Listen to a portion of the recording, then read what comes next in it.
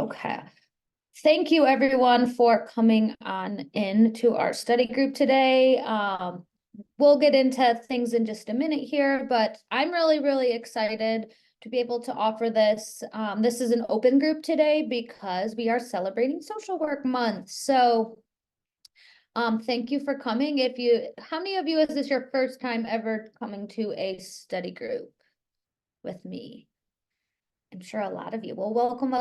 We're very happy to have you here. We hope that you'll find this helpful and you'll learn if anything, I just hope you take away some more tools for your toolbox to utilize on testing.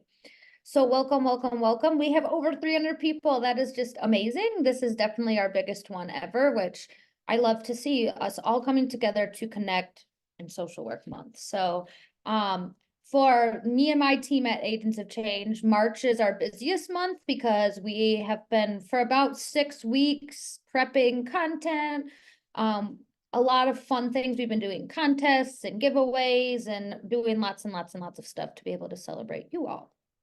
So thank you.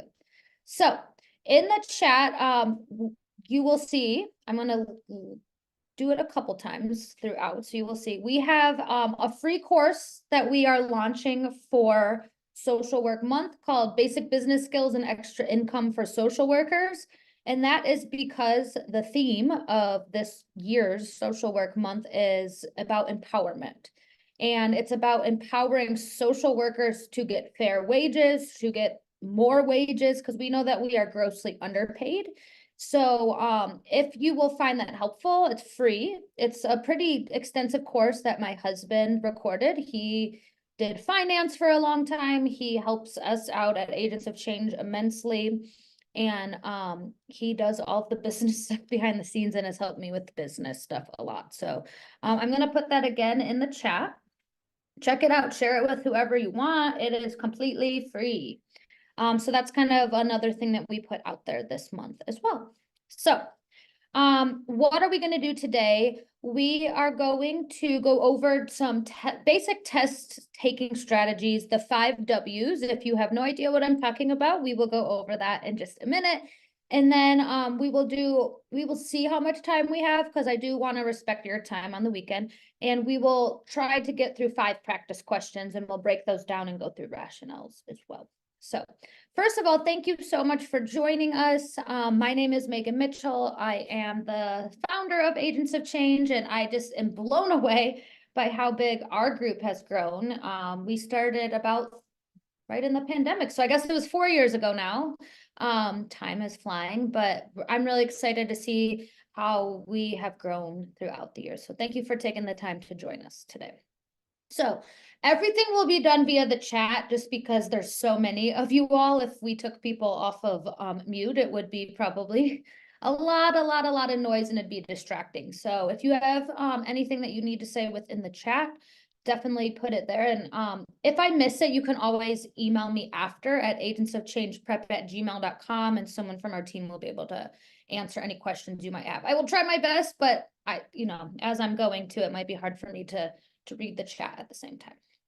So we will go ahead and get started, and we will send out this recordings the same way that you got the link for today. We'll send out the recording and this PowerPoint after as well. So you'll have access to this. This is what I think sets Agents of Change apart from anything that I saw out there when I was taking the exam nearly a decade ago. We are here to support all learning styles. There is no one style fits all, and that is why I think it's so important, and we encourage this so much. Find what works for you. You might be an audio learner, you might be a visual learner. The groups are very good for in-time learners, right? You want to learn and see how you're doing in real time. So there really is something for everyone. And that's why we even do so many study groups on what's your learning profile? What does your workspace look like where you're going to learn best? So I really do focus a lot on leaning into whatever works for you is going to work for you, and lean into that. So today, if you want to follow along, take notes. If you're going to watch the recording later, this is your time. You know how you learn best, so lean into that. Okay. So before we get started, in the chat, How many of you are taking, so today it's just gonna be strategies. How many of you are taking the master's level? It's gonna be master's, it's gonna be all levels today. Okay. So the master's level is definitely more generalist, right? You're gonna be asked a broad range of really everything. And then how many of you are taking the clinical level exam? So we're gonna have a really nice mix. Clinical is going to be a lot more of those reasoning questions. We'll get into that in just a moment here. But the clinical and masters, people are always like, what's the difference? The content is pretty much the same because the content's the content, right? That doesn't change as you test for the clinical. What changes is what you're going to see on the exam, right? You're going to see more diagnostic. You're going to see more ethical dilemmas. But the content is the content from the bachelor's all the way up to the clinical. What you also will see in the clinical level is you're expected to practice at the highest level, right? So independently. So in a lot of questions, you would be expected to be the supervisor at the clinical level. So those are, people are always like, the content's the same. Yes, it is the same because Erickson is still Erickson, right? The theories and whatnot are the same. It's just how they present it on the exam. You'll see different styles of questions. Okay. So let's go ahead and jump in. This is going to be our test strategies and 5 Ws, and this is going to be setting the groundwork. How many of you have heard of the 5 Ws? Maybe you are part of the course or you've seen a YouTube video. It's really, really, really helpful. If you've never heard of it, we're going to go through it, so you don't have to worry about it. I think it's like the easiest thing you can pop into your toolbox because it's who, what, where, when, and why. And it's going to help you if you get stuck on some of those questions, pulling out the important information.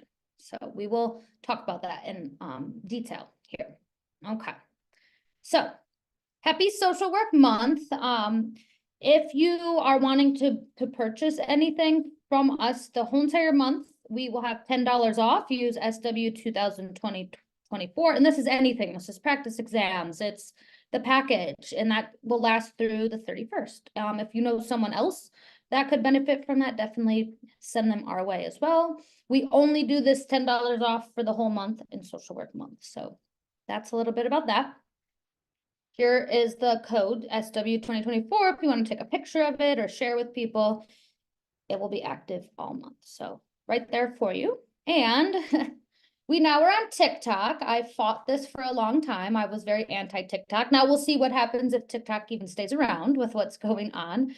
But we are on TikTok because some people like the really short, bite-sized things. So we're Agents of Change Test Prep. And once you get this, there'll be a link that you can follow us as well. But we are on TikTok and we have little videos there that go over study tips. Nothing too scholarly on there, but some good like brain tricks and just knowing different things that could be helpful if you are a TikTok person. So there's that. And let's go ahead and jump in. So very, very high level basics. Any level of the test, bachelor's, master's, clinical, you will have 170 questions and 4 hours to complete it, unless you get an accommodation and you have extra time. But the standard is 4 hours. The standard is 4 hours to take the 170 question exam.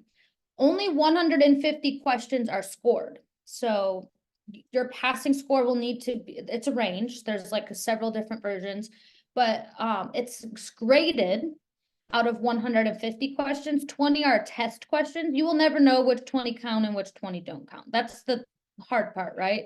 So just FYI, you can get a lot of questions wrong, right? And you can still pass. So that's what I tell people, like, don't get super tripped up on 1 or 2 questions. You can get a very big handful of questions incorrect and still be in that passing range. There's 3 types of questions. There's recall. These are very few and far between, but you basically have to recall some sort of fact or theory or definition, and that's that. There's not really any deep thinking, right? Either you know it or you don't. Application questions for those taking the master's, most of what you're going to see are application questions. This takes the knowledge a step further. Not only do you need to recall the information, but you have to apply it to case scenarios or real life situations. So these are not, so a lot of times people will say, but I read the whole AppGuard book front to back and I didn't pass. That means you had really good recall knowledge, but you might have struggled applying the knowledge, right? So the knowledge is helpful, but if you can't take it to the next level of being able to apply it, it's going to be a little bit trickier. And then the third type of question is reasoning. These are the hardest because not only do you have to recall, not only do you have to apply, you have to weigh which information is the most important. You have to synthesize the information and you have to problem solve. So you're using tons of brain power on these reasoning questions. So let's see here. I'm trying to see any questions. People are saying, how many do you need? What's the score you need to pass? It's generally a range, but the range is generally 98 to 103 questions out of the 150 scored. You will see agents of change practice tests are only out of 150 questions because we're not going to even account for those 20 unscored. So what you see on the agents of change is your score out of 150 because that's what you'd be scored on. So that's why we don't do 170 because of that. So I'm trying to think, are there other questions people asked that I could answer? Oh, people said you get your test printout right away when you test. That has changed. Yes, it used to be at the old provider. You'd have to get up, go, and a proctor would give it to you. It's now immediately, which was since they changed over to the new testing site PSI in 2024. So you should get that. Okay. Yes, the highest I have seen needed to be correct is 103. But that's all on the ASWB website. Check that out. Don't get too caught up on that. Okay, so 3 types of questions: recall, application, reasoning. I want to just preface this by saying I study adult learning. I myself have ADHD, so I understand challenges in studying and whatnot. This test is a reading comprehension test. If you struggle with reading comprehension or even focus for 4 hours, that's going to be a skill that's going to need to be developed. Adult learners also learn very differently than we did when we were younger. So 4 hours is very, very difficult to sit for a 4-hour test, right? Yeah. So if you're like, why am I struggling with this so much? Because it's a standardized test. It's not designed with adult learners in mind. And we learn very, very, very differently than we did 20 years ago. I don't know how many of you feel like the older you get, your memory is getting worse and worse and worse because there's more competing stuff up in our head that we need to think of on a daily basis, right? So it makes sense, but doesn't help when we have to sit for a 4-hour exam. So let's talk strategy. If you are sitting for this exam, you have to have some sort of strategy. I would not want you to I've asked people who didn't pass, I said, what was your strategy? And they said, I didn't have one. I said, okay, well, that's where we're going to start. We're going to get you a strategy. And what this means is you need to have a toolbox on test day. When you get stuck on an answer, what are you going to do, right? I don't want you to panic. You can do this. I tell people the best thing that you can do is if you feel confident that by your test day, no matter what you see on that exam, you'll have a tool. Even if you don't know the content at all, you'll have a tool to be able to at least approach it with some reasoning. You're in a good spot. So just, it's tricky. It's really a muscle we got to build up. So here's just my basic information on like basic test taking strategy. This is like 101. Read each question twice before looking at the answer. Why do I want you to look at it twice? Your adrenaline will be higher on test day. It is a test. It's a high stakes thing, right? So on test day, your adrenaline will be faster. You will probably be more prone to rush through things. How many of you get into a high stakes thing and you can even feel your energy's going up because you're like, I'm nervous. I got to do this. That is why a lot of people do better on a practice test than the real thing because it's more high stakes when it's the real thing. So you want to read each question twice because the second time through, you might pick up on some information that you missed the first pass through. So that's why I say read it twice. Read all the answers before choosing an answer. How many of you are like me and you're like, oh, it's A, I got it, moving on to the next one, but maybe you didn't really go super, super closely through with a fine tooth and you maybe missed a detail or something. How many of you are the type of people that you'll get through the test and then you see which ones you got wrong and you're like, oh my gosh, that was such a silly mistake. I should have read a little bit closer, right? So if that's like you, you're gonna want to read 2 times as well. Yeah, jumping the gun is probably the most common thing. I did it all the time. Eliminate answers that are too extreme. There are going to be a mix of 3 answer choices and 4 answer choices. So A, B, and C, and A, B, C, and D. You want to read them all first and eliminate any that you're like, this absolutely is not correct. What do I mean by this? If it says a child, you're in a school and the child has bruises on their leg, and answer, and that's it. We don't have any more, they just had bruises on their legs. How many of you have kids and your kids probably have bruises on their legs from just playing and being out and like, you know, that's very typical.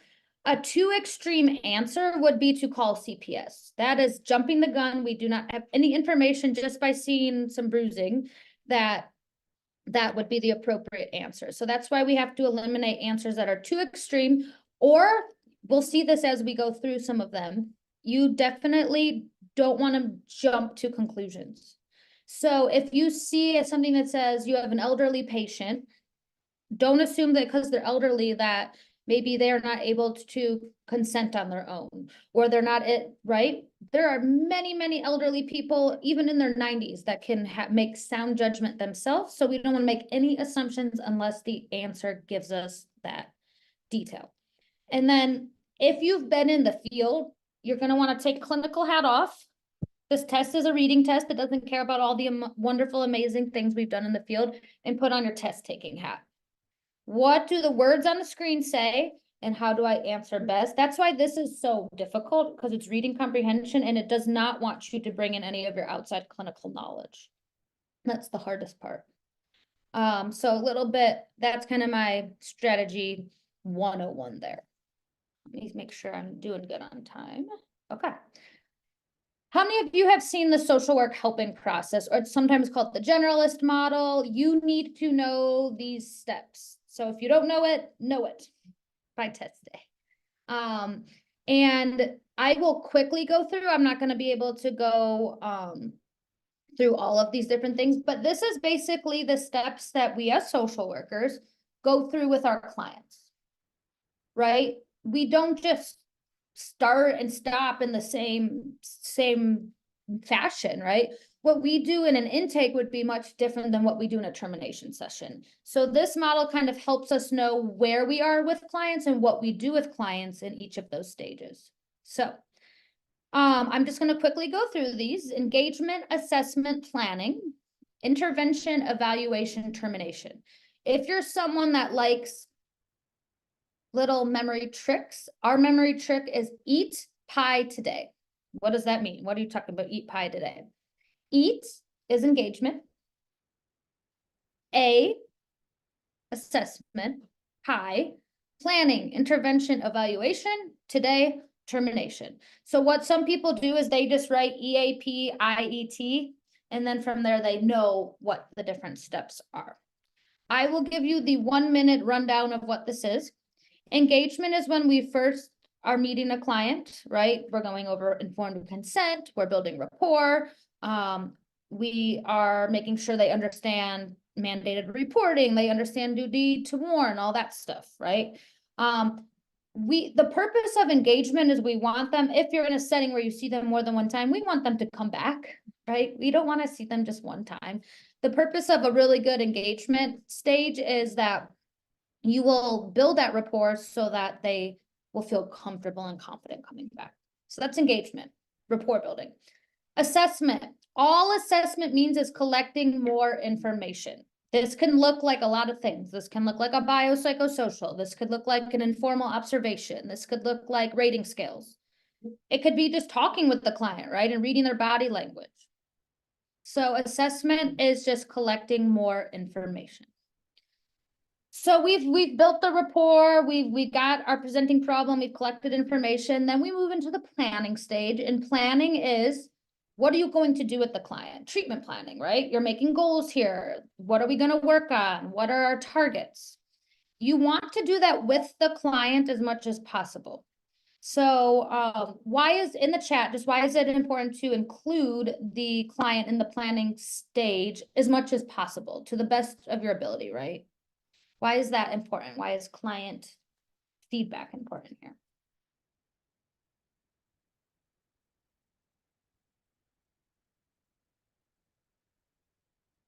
What do we think? Why is client feedback important? Self-determination, that word's definitely important. They are the experts, right? We have some clinical knowledge, but we're not the experts on their life. They are in control. Buy-in, right? I think someone's going to be much more bought in when they had some say in the process versus being told what to do. We got to think of power differentials. We got to think of a lot of different things that are in play here. Empowerment, autonomy. Absolutely. You guys are all absolutely on the right track here. So we engaged, we assessed, we planned, then we move into intervention. That is doing the work, right? This could be doing CBT or a prescription of whatever you do. It could be DBT, it could be mindfulness, it could be motivational interviewing, like whatever the clinical thing is, that's the intervention. The intervention phase can also start happening like throughout, right? Once you have consent and you have enough information, you can start doing the intervention. How long you're in the intervention phase depends. Depends on your setting, it depends on the client.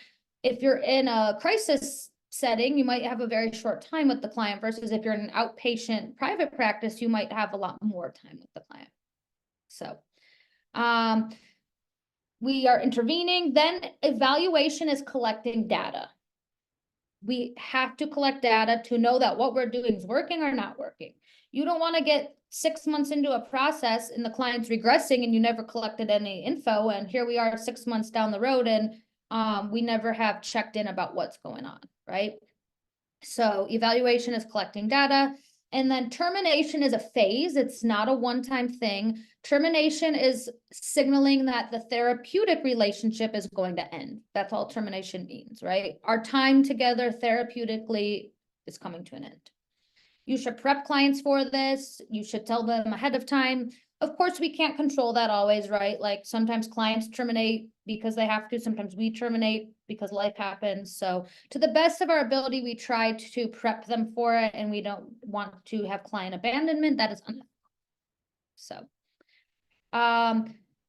quick on that, make sure you know this on test day, because what you do in any of these phases changes what you would do with the client, right? What I'm going to do in the termination session might look very different than what I'm doing if I've met them one time, right? So just important to have in the back of your head. And it gives you a process, right? Say it said you have been meeting with the client for 6 months and you are engaging in CBT. We know we've engaged and we've assessed and planned. We're in the intervention stage. So a little bit on that. Okay. Here are some tips on how, as adult learners, we can make this really stick. When you're doing anything, if you can try to think of the helping process, so engagement, that what we just went through those steps, think of a client you've had before and think of what each step looked like for that client. What did engagement look like? What did assessment look like? Walk through the whole process and use that as an example, because that will help it stick in your brain a little bit more. When we actually can use real life models to help us with the content, it's going to be really helpful. And then having those real life examples and applying it helps the information stick. That's how adult learners learn best. Okay. So now we're going to get into the 5 W's. Who, what, where, when, and why.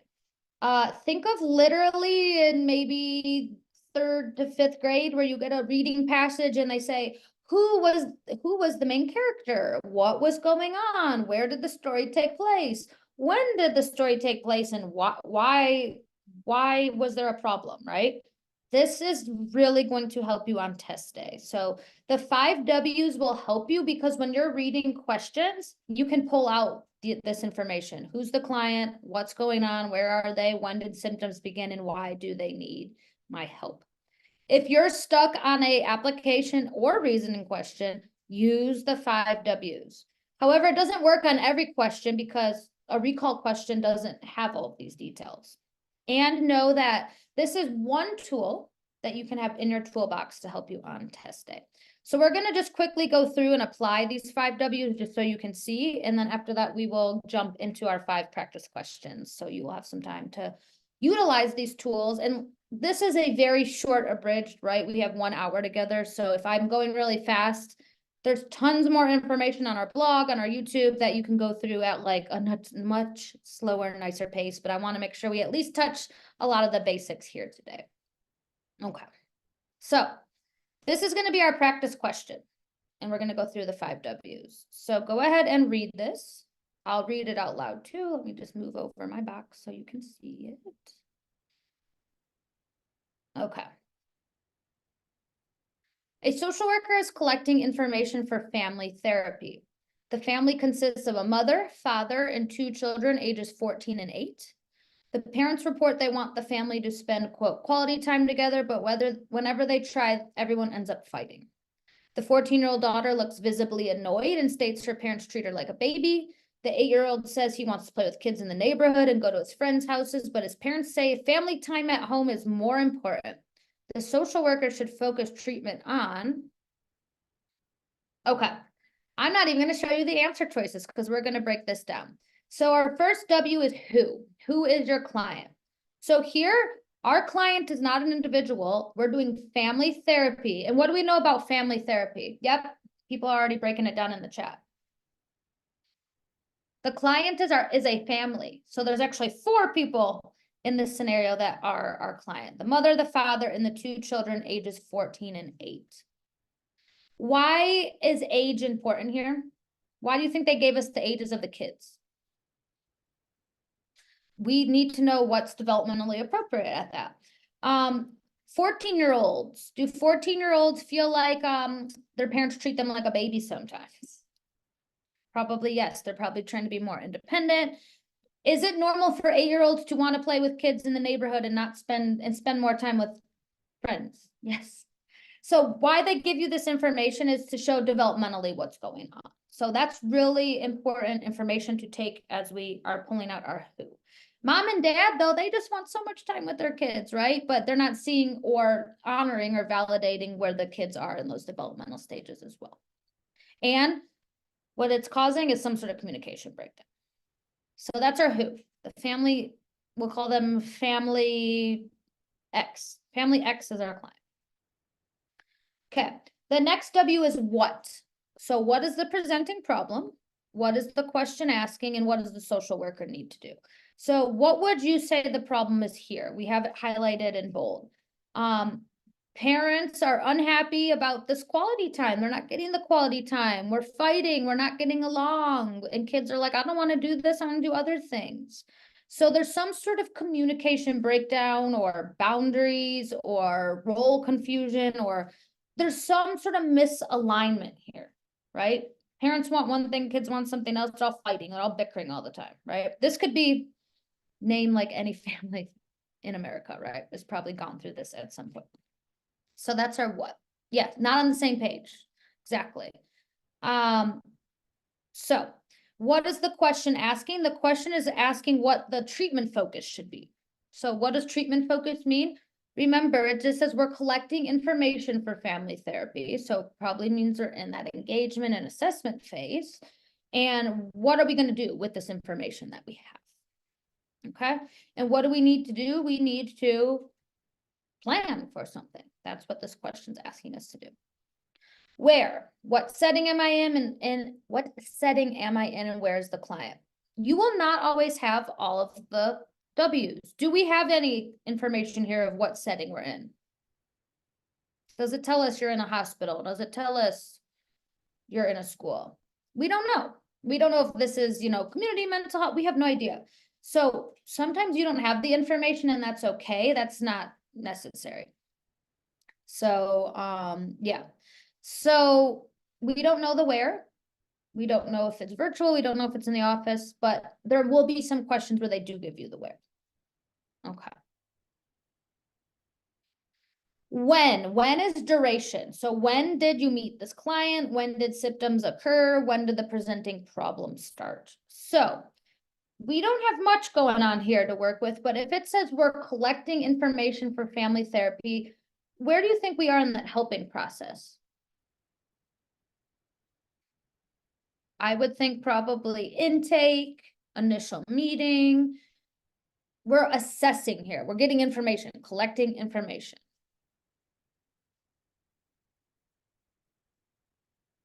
And some people say, well, can it be engagement and assessment? Yes, engagement's like really step one, but even in your first appointment, you're doing both, right? You're engaging and assessing. Because every single thing that you're doing, even communicating with them, is assessment. It's giving us data, it's giving us information. And that's, like I said, formal or informal. So we are in the early stages of working with this client. Okay, why? This is where we got to put our thinking hats on and we have to figure out what's all this information for. Why do you think they need our help? Why do you think they are reaching out?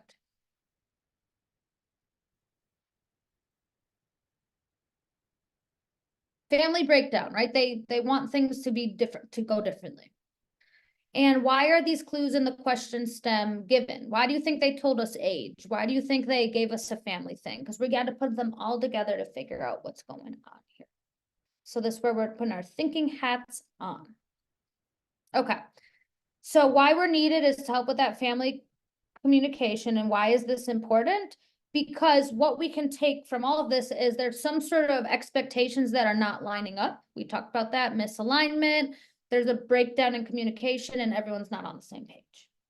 That's kind of what's going on here. Okay. So now you get your answer choices. So go ahead and read it again. I will give you some time to answer in the chat, and then we'll go over what the correct answer is. But I definitely encourage you to slow it down and just kind of think through this one, because it's not, it takes some critical thinking. So the social worker should focus treatment on A, helping the family establish appropriate roles and boundaries. B, developmental levels and communication strategies for each child. C, facilitating activity-based family interactions to build on the strengths the family presents with. Or D, connecting the family in meaningful ways through role play. What would be, do you think, the correct answer? And then also, if you can, just why did you pick what you did? Why did you pick what you did?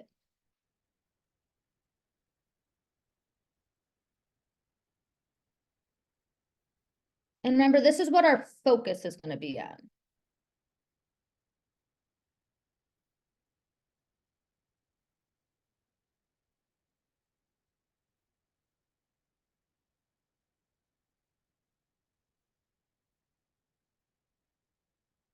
I will say this is one of our harder questions. We always have kind of a split here, and I'll tell you what's going on with it in just a minute.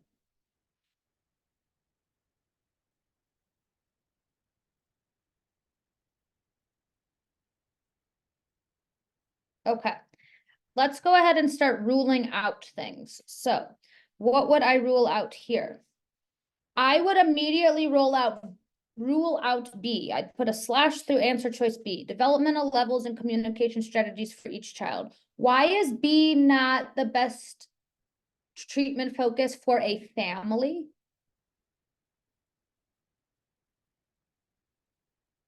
It only focuses on the children, right? And this is a family unit. So B would not bring in everyone that needs to be brought into. So B is out. Okay, what else would I rule out? I would rule out D, connecting the family in meaningful ways through role play. Do we have any information in this question stem that says that role play is going to be the best way right now for them to move forward? Right, we're getting ahead of ourselves here. Getting ahead of ourselves with role play. This might be some people, I don't know how many of you have tried role play, and some clients are like, great, I'll do role play, and others are like, absolutely not. This is, I work with kids and teens, they're like, this is so stupid, right? It's not gonna work for everyone. We don't know if that's appropriate yet. So D is out. We're between A and C. What is more important and why? C is actually going to be eliminated because facilitating activity-based family interactions to build on the strengths the family presents with. Once again, do we know activity-based things are going to be best for them yet? Do we know that that's a strength of theirs? Not yet, right? They might not even be at a stage where they can do any activities together yet. We don't know that yet. So that would be an assumption that this activity-based interaction is going to be the best process of elimination. Our best thing we can focus treatment on is helping the family establish appropriate roles and boundaries. Why do you think, given everything we've just talked about, A is the best thing to focus treatment on?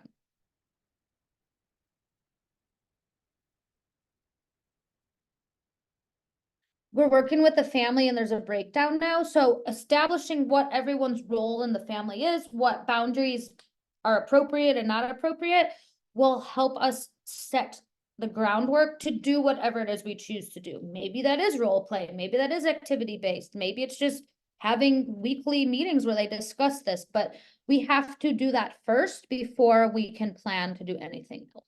We're meeting the clients where they're at. We know this is a problem, so that's why we're starting there for our focus. Any questions on that one?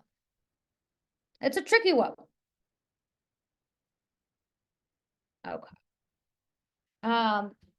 This is just kind of the end of the slide, so we're going to jump into practice questions now.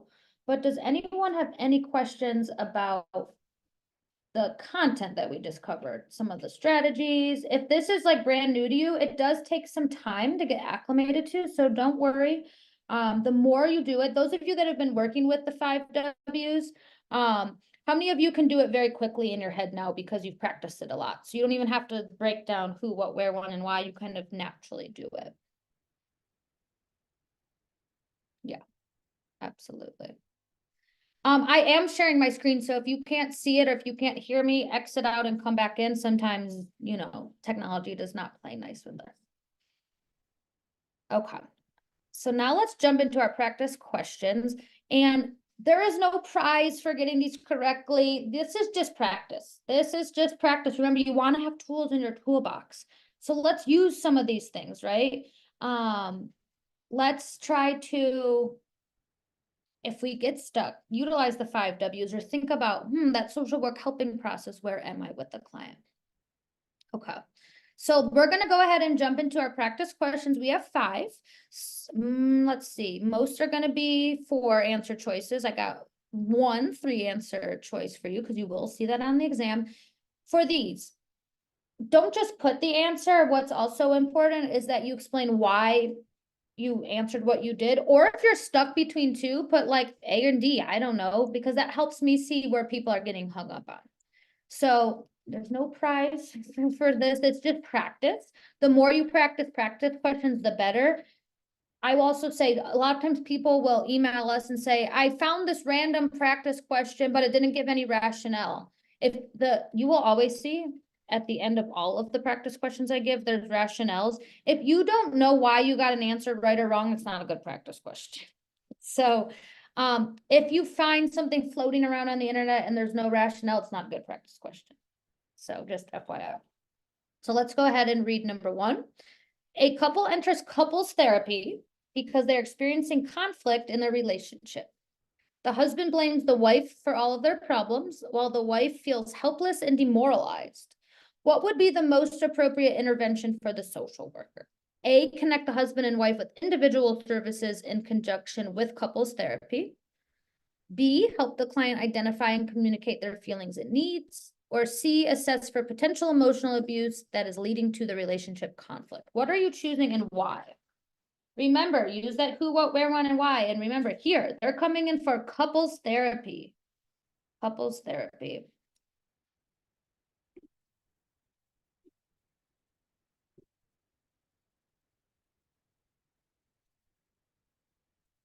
Give you a few more moments on this one.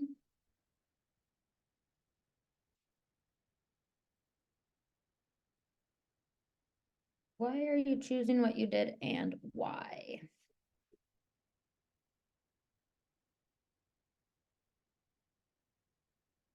Okay. So you'll see my process a little bit here. I do use green to highlight important things. So we know this is couples therapy. That's going to be important. Our client is the couple. That's both of them. They are experiencing conflict. And there's once again a breakdown, very similar to our last one. Husband's blaming wife. Wife feels helpless. There's some sort of dynamic that's not working here. What should the social worker focus on? What would be the most appropriate intervention? Okay. I'm ruling out C, that's too extreme. There's nothing at all here that says that there is emotional abuse, right? Blaming the wife and her feeling demoralized and helpless does not tell us directly that there is potential emotional abuse. That is out. A is also out. Connect the husband and wife with individual services in conjunction with couples therapy. Why is that not the most appropriate intervention at this time? Right? We're there to help them together, right? This is a couples therapy thing. We might see throughout the process that they do need that, but that's not, as the couples therapist, that's not what our intervention focus is going to be on, right? Best answer here is B, help the couple identify and communicate their feelings and needs. That's the best to treat what's going on. They're not communicating their needs very well now, and they're not on the same page once again. So B is the correct answer here. It's couples therapy. That's literally what couples therapy is generally for. How can we better communicate our feelings and our needs? Yeah. Any questions on this? Okay, let's keep moving on. Number 2. A social worker is working with a client who has a history of substance abuse and is currently in recovery. The client tells the social worker that they have been feeling intense cravings for drugs lately. What would be the most appropriate intervention for the social worker? A, help the client resist cravings. B, help the client identify triggers and develop a plan to manage them. C, encourage the client to attend a support group meeting. D, schedule an appointment with a substance abuse counselor for the client.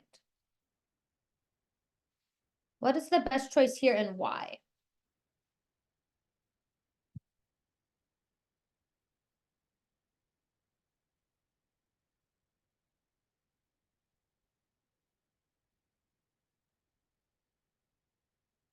Some of you are bringing up really good things. Where are they in this stage of change? Absolutely.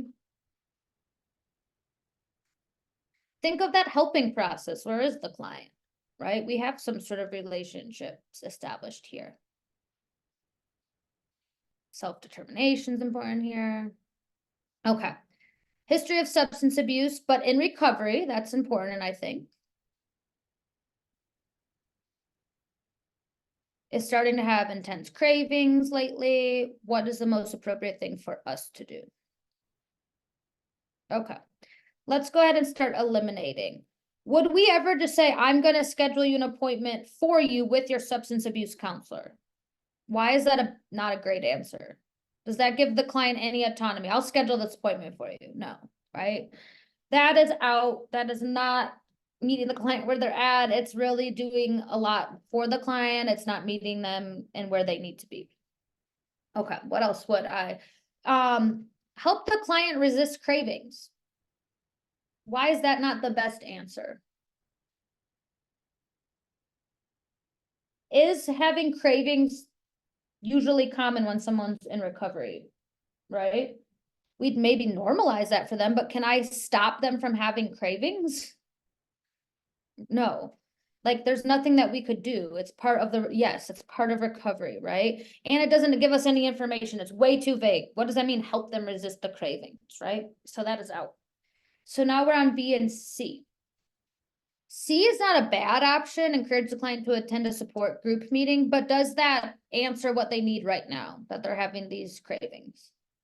Could, but it's not the best. It's not the best. So our best answer here is help the client identify triggers and develop a plan to manage them. Why is this better than C? Why is B better than C? Also, I don't know if support groups are the right venue for them, right? I don't know if they do well in support groups. Help them identify their triggers. So you're having these cravings. Let's come up with a plan. It acknowledges where the client is at.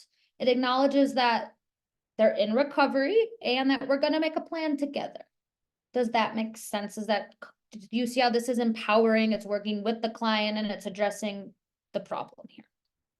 Yeah, absolutely.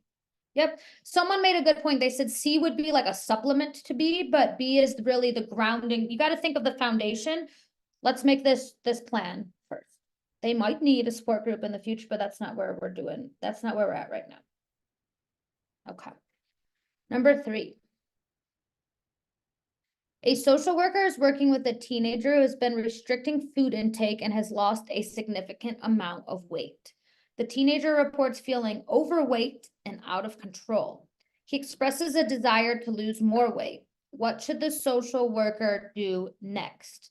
A, refer the teenager to a dietitian to assess their nutritional needs. B, develop a plan with the client that meets their nutritional needs while also addressing their concerns and fears around food. Assess the teenager's risk for an eating disorder and provide appropriate intervention. Or D, schedule an appointment to collaborate with the client's medical doctor. This is important here. This says, what should you do next? So that means like you've done some things with the client. What's our next step? A lot of red flags here. Restricting food intake, losing a lot of weight, and feeling overweight and out of control.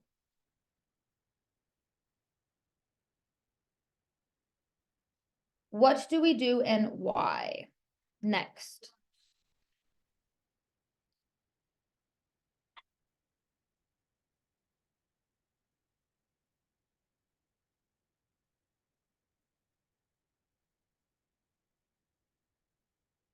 Okay, let's start. This one's a little bit trickier. I don't know, as someone, we could maybe make a plan with them, but I cannot tell a client what nutritional needs they would need if they're restricting food and losing a lot of weight. That is outside of our scope of practice, right? I would say that is not appropriate for me to be determining. That is for a nutritionist and your doctor, and there's a lot going on here. So B would be out.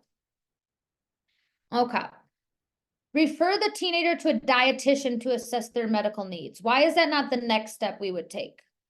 Does that give us enough information yet? We haven't assessed enough to know if that's the proper next step yet, right? I'm going to make a assumption that yes, in the future, they're going to need that, but that's not the step yet. So this is where people get really tripped up. Do we schedule an appointment with the doctor first, or do we assess and then from there provide appropriate intervention? Do you think we have enough information here that we would need to assess if there's disordered eating going on?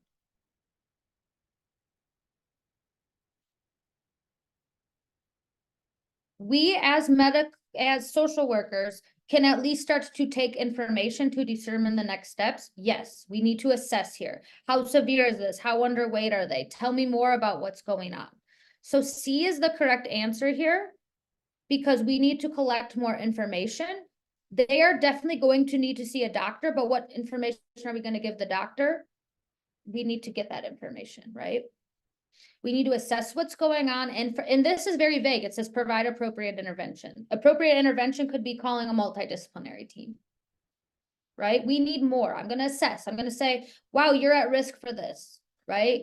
I am going to do like a pretty extensive thing. Tell me more about what's going on. So we want to assess. I always say assess before taking action. All the other ones are taking a lot of action. We need to assess first so that when we do connect with these other providers, we have the proper information here. Does that one make sense? We are going to do these other things, but not without having information to share with other people. Also, scheduling an appointment's a lot different than I could schedule an appointment to meet with them, but what if that's in 3 weeks and they need care more quickly? Does that make sense, right? Like, yes, I can schedule an appointment, but does that guarantee that I'm going to be able to talk with someone, right? I can tell you, anyone that's worked with outside providers, this could be weeks before you are able to get in touch with someone. So we don't know if this is to the level where we could wait that amount of time. We got to assess first. So C is the correct answer with this one. Okay, we got two more. This is more of a macro one. So if you're taking the master's level, you might see some more macro community workplace ones on your exam. So number 4, a social worker is working at an agency where an outdated policy on employee performance evaluation is in place. The social worker believes that the policy is not effective in measuring employee performance and may negatively impact employee morale. What is the most appropriate next step for the social worker to assess the policy? So there's something in place. It's not really working very well. What should the social worker do next? A, develop a new policy on employee performance evaluation and discuss this plan with management.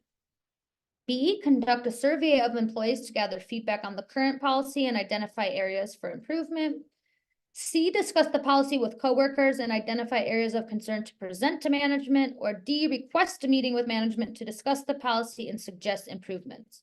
This is a next question, which means you're somewhere, you've already done some things. What's the next step that you take?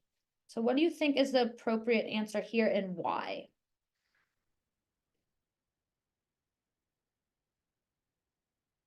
We see there's an outdated policy.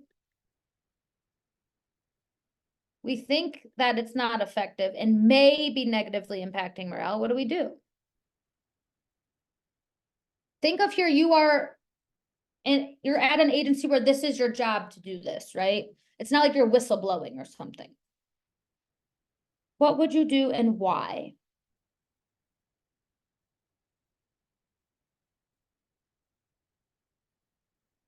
Think of what next.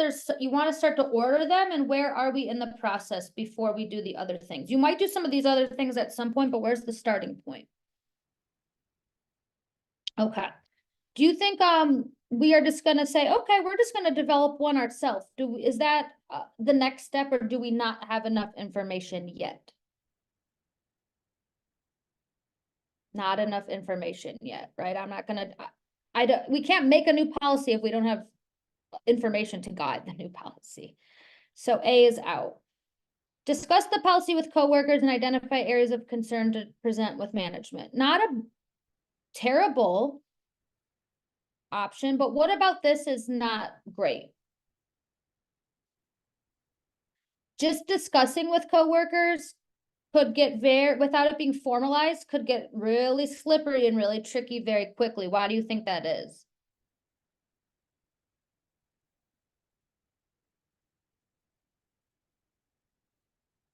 How many of you have maybe tried to have like a little conversation and it quickly turns into like you're off the rails and it's not formalized and now we're just having a vent session, right? Absolutely. It could turn into gossip. So C is not bad. It's just it has to be done in the right way. So that's why it's different than B. Someone asked why is C different than B. B is more formal. It's going to give you actual data. So request a meeting with management to discuss the policy and suggest improvements. Also could do that, but would it be more beneficial to first get some sort of data from a survey to be able to share with management, right? You need some sort of evidence. So B is going to be the correct answer here. Conduct a survey to gather feedback and identify areas. It's kind of like conducting a needs assessment, right? Because I'm not really going to go into my management if I don't know exactly what is changing. I need to collect information, right? Why would a survey be a better route to go about doing this? It's going to give me tangible things, right? And we might have an assumption that this is really bad on morale, but what does that mean? If I have a survey and it says, wow, I'm feeling really burnt out, or I'm feeling that I'm not recognized, that's going to really guide us in what we do. So get a baseline, get an information, and then you can say, hey, management, look, this is what is going on. So that one's a little bit tricky, but if you can have tangible data, that's going to be much more helpful in helping you with any step moving forward. What if you just did D? Okay, and you go meet with management and they say, okay, you say morale's bad. What evidence do you have for that? Well, a feeling that I have, right? They're going to want some sort of tangible information. Yeah. Okay. Any questions on that one? It's a little bit tricky.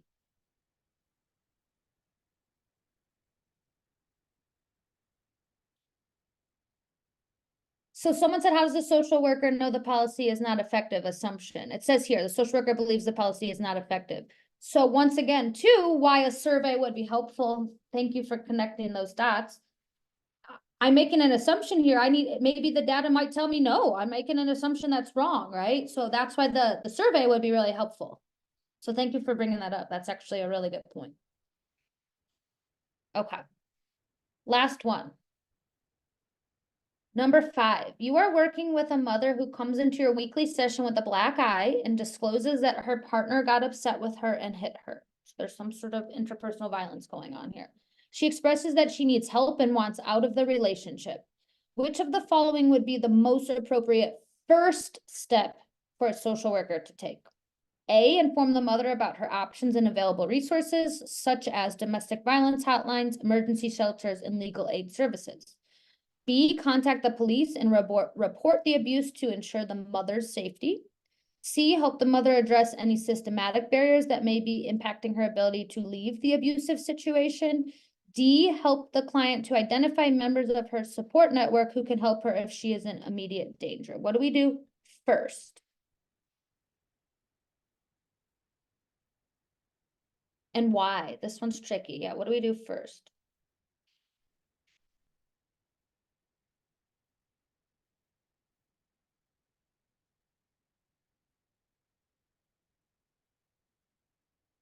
Think of here, self-determination, what is our duty when it is an adult that is experiencing abuse? What do we do?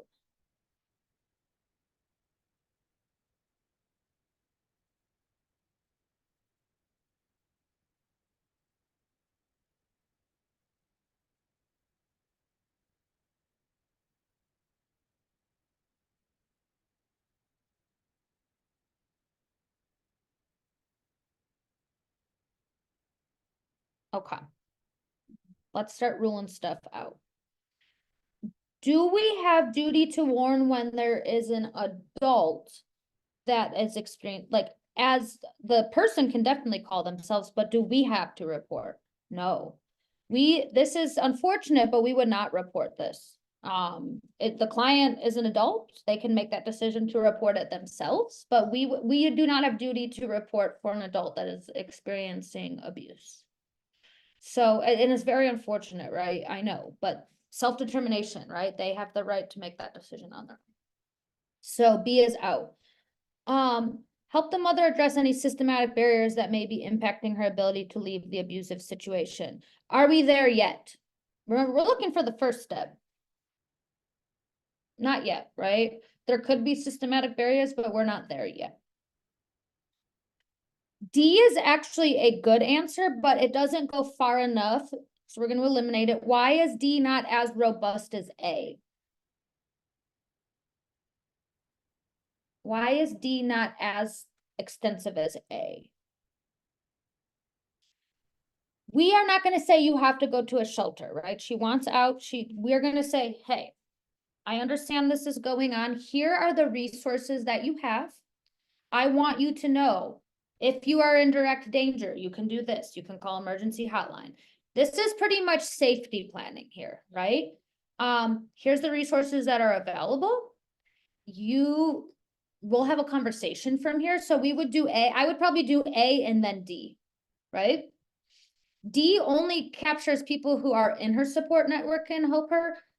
What if she has no one in her support network and she does need a resource such as an emergency shelter, or something more? So A actually does not say anything about safety planning, but we're using our reasoning skills to know that A is going to give her the most options to choose from, and we can go from there. Self-determination, and like I said, we would probably be able to have a conversation from here. D is too limited, A is more broad. Does that make sense?